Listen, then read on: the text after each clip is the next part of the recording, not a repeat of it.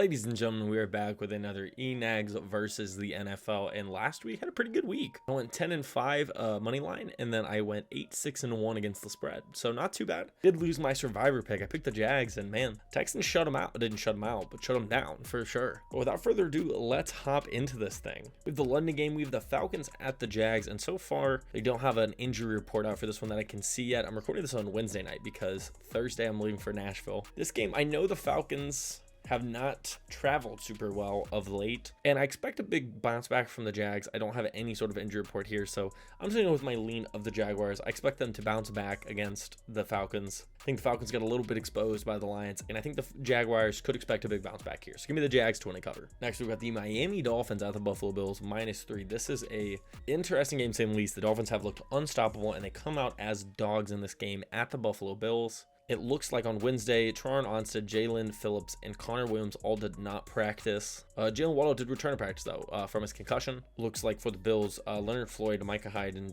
Jordan Poyer did not practice, and Turn Johnson missed with limited hip issues. This is an awesome game. It's going to be super fun. I don't know what my lean is here. I mean, you just saw the Dolphins put up 70 in a game, which is absolutely unbelievable. But the Bills are good. They've had 2 solid weeks back-to-back after a horrible week 1 performance. This is going to be interesting to me. I mean, this is kind of, again, another test to see if the Dolphins are for real. I think it's just going to be keep saying, are they for real? Are they for real? Dolphins might just be for real. I would expect this game to be a shootout, but you honestly just like never know. Divisional game could be tight. The 3 points is always tough. It's a tough line. I'm gonna be weird. Give me the Bills to win and cover. I think Josh Allen has been playing really well. I'm not really sure what to expect from the Dolphins defense of yet. I don't think they've played an elite quarterback at this point. I don't know. It feels weird to pick the Dolphins over the Bills, so I'm not going to do it yet, and that's probably going to come back to bite me. Next game, we have the Commanders at the Eagles. Looks like Logan Thomas was limited. Emmanuel Forbes and Benjamin St. Juste were listed on injury point. We're both full participants. Looks like Sidney Brown and Quez Watkins and Justin Evans did not practice. It's pretty big. I know the Eagles are weak at the secondary position just because everybody's gotten injured.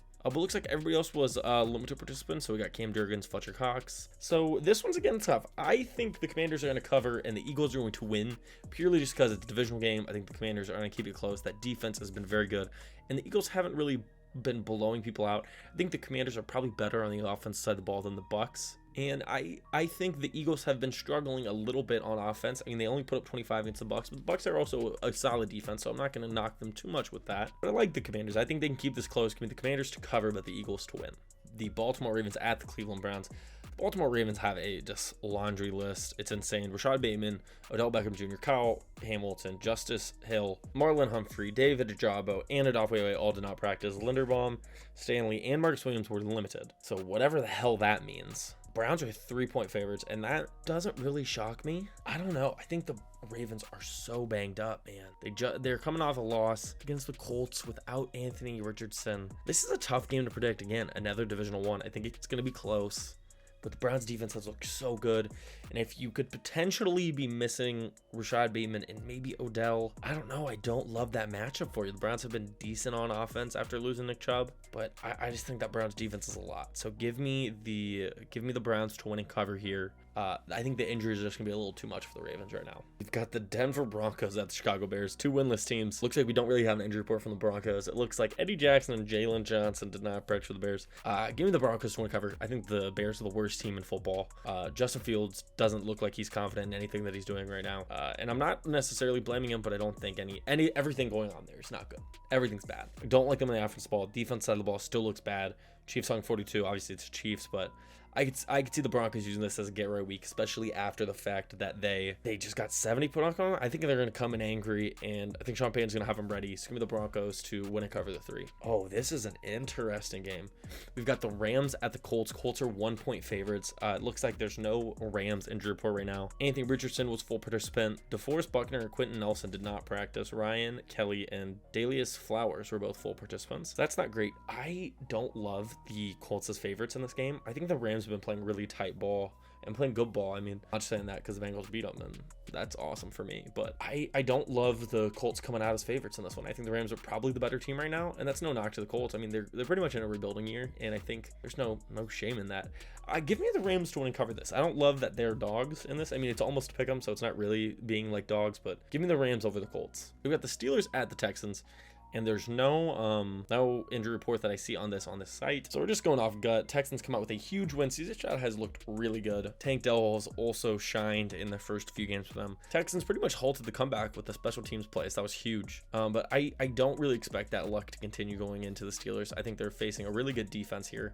Where I don't think the Jags defense is bad, but they're not on the same level as the Steelers. The Steelers had a pretty good offensive showing against the Raiders, starting to get some things looking a little bit better. So give me the Steelers to win and cover this against the Texans. I think their hot streak ends against Pittsburgh. Rolling right on through, we have the best game of the week, the game that I'm actually going to.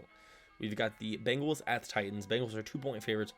Irv Smith and Charlie Jones did not practice. Joe Burrow was a full participant, and as he was managing calf injury, heard good things about that, so that's awesome. Peter Skoronski had an appendectomy. Oh my god, I didn't even know that. That's crazy. Tahir Tart did not practice with a knee injury. Traylon Burks and Harold Landry were limited participants. This is gonna be an interesting game. I think the Titans defense is tough.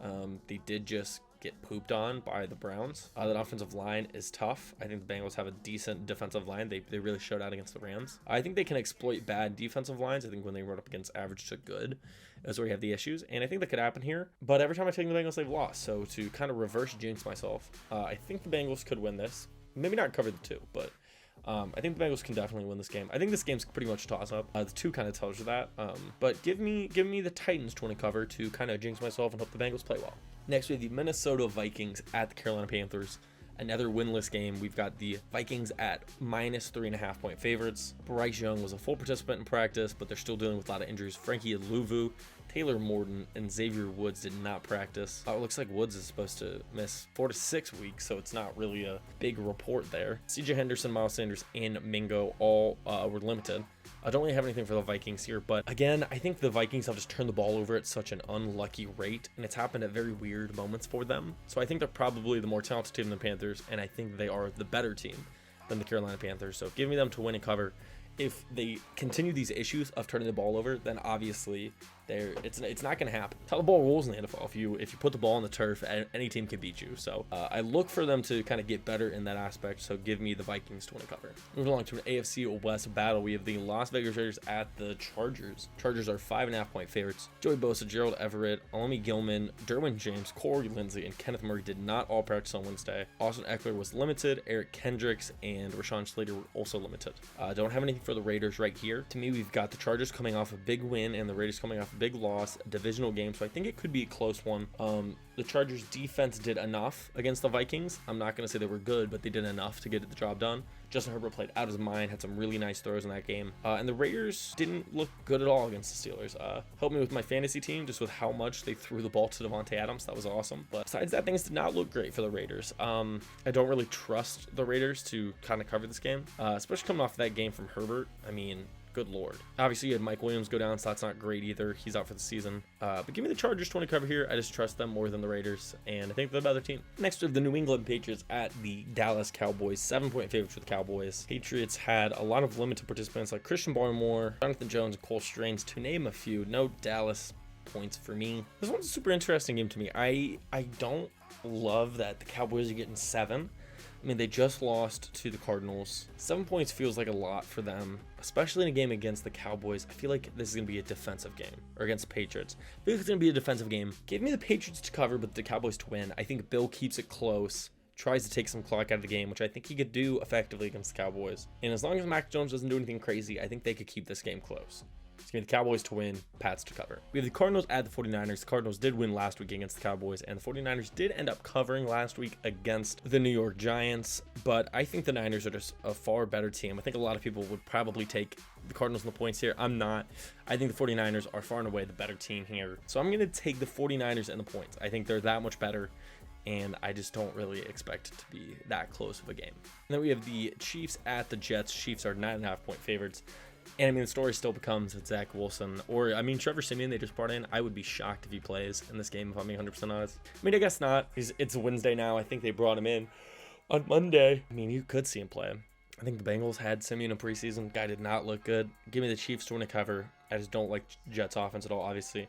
To my dismay, in a league, I do have Garrett Wilson, expecting him to have a massive season. And the quarterback plays, obviously, holding it back severely there. So Give me the Chiefs to win and cover this one. Feel pretty good about this as well. So there were two games that weren't listed on here. We have the Saints versus the Buccaneers. Saints are 3-point favorites. I think with the 3 points, I don't know if we know if Derek Carr is going to play yet.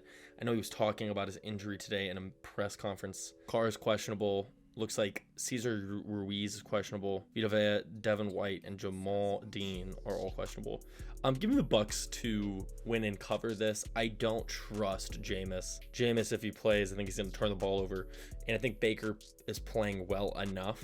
And I think it's just it's so many points where I'm not that concerned about it. And then we have a pick'em here. We have the Seattle Seahawks at the Giants. Game is actually a pick'em. That's kind of crazy to me. Looks like Cross is questionable. Jamal Adams is questionable. Andrew Thomas, Saquon Barkley, and Azeez Ojulari are all out or questionable as well. This is tough for me. I don't like how the Giants have looked at all on offense. I don't think they look very competent. The Seahawks scare me a little bit, but I mean, they pulled out that victory against the Lions. They pretty much just walked the Panthers, which I don't really think you put that much weight into. Give me Seattle to win and cover this. I mean, it's a pick'em, so I don't really think they're covering, but I'm just going to put Seattle -0.5 because I think that's what both would technically be to cover. I just like them more than the Giants at this point. So give me the Seahawks to win and cover.